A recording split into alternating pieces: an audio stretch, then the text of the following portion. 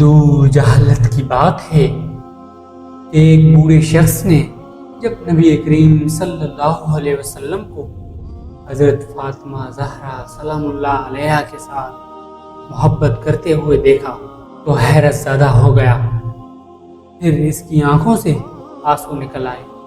سوچنے لگا کہ کس طرح بے دردی سے میں نے اپنے پیارے جگر کو صرف دور جہالت کے رسم و رواج کی بنا پر زندہ درگور کر دیا تھا۔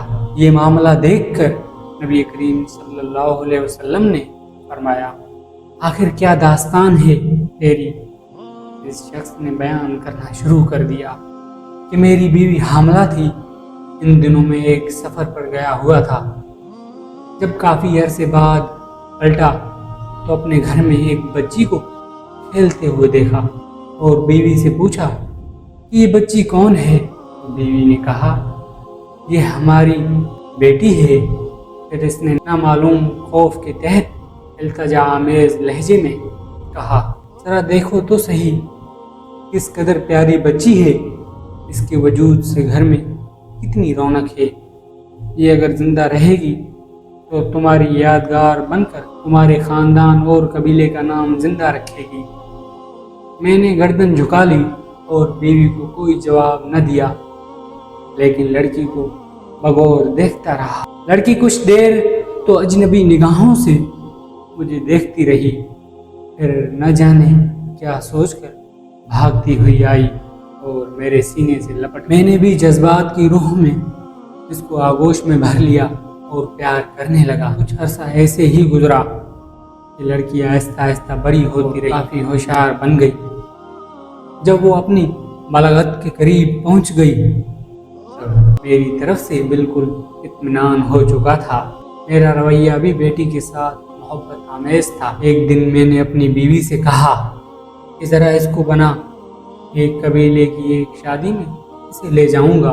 ماں بیچاری خوش ہو گئی اور جلدی سے سنوار کر تیار کر دیا۔ میں نے لڑکی کا ہاتھ پکڑا اور گھر سے روانہ ہو گیا۔ ایک غیر آباد بیابان پر پہنچ کر پہلے سے تیار شدہ ایک گھڑے کے قریب میں کھڑا ہو گیا۔ لڑکی بڑی خوشی کے ساتھ اچھلتی کودتی چلی آ رہی تھی۔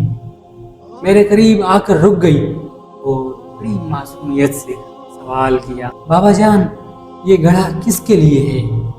میں نے دبدبے ہوئے لہجے میں اس سے کہا، اپنے خاندانی رسم و رواج کے مطابق میں تم کو اس میں دفن کر دینا چاہتا ہوں تاکہ تمہاری پیدائش سے ہمارے خاندان اور قبیلے کو جو ذلت و رسوائی ہوئی ہے اس سے نجات مل جائے۔ لڑکی کو صورتحال کا اندازہ ہوا تو اس کے چہرے کا رنگ اڑ گیا اور قبل اس کے کہ اس کی طرف سے کسی رد عمل کا ظاہر ہو میں نے اس کو گھڑے میں دھکا دے دیا۔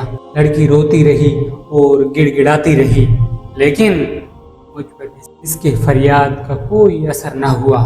میں نے گھڑے کو مٹی سے بھرنا شروع کر دیا، اگر چاہے آخری وقت تک وہ ہاتھ اٹھائے مجھ سے زندگی کی بھیک مانگتی رہی، التجا کرتی رہی، لیکن افسوس میں نے اپنے دل کے ٹکڑے کو زندہ درگور کر دیا۔ لیکن اس کی آخری التجا بھی میرے کانوں میں لوہے کی طرح چبھتی رہی۔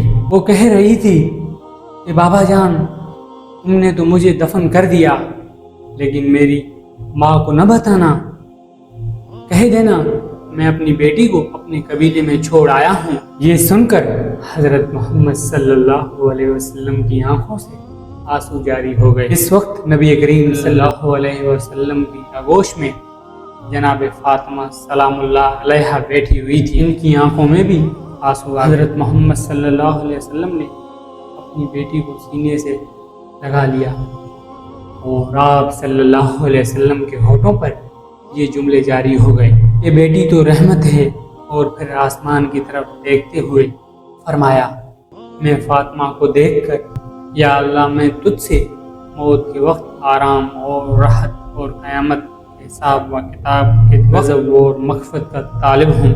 محترم عزیز دوستوں، بیٹی اللہ پاک کی رحمت ہوتی ہے، ان کی قدر کیجیے۔ اور یہ آپ لوگوں کے گھروں میں کچھ دنوں کی مہمان ہوتی ہیں، انہوں نے آپ کا گھر چھوڑ کے چلے جانا ہوتا ہے، لہٰذا ان سے محبت کیجیے، ان سے پیار کیجیے، کیونکہ نبی کریم صلی اللہ علیہ وسلم بھی اپنی بیٹی فاطمہ زہرا سلام اللہ علیہا کے ساتھ بہت محبت کرتے تھے۔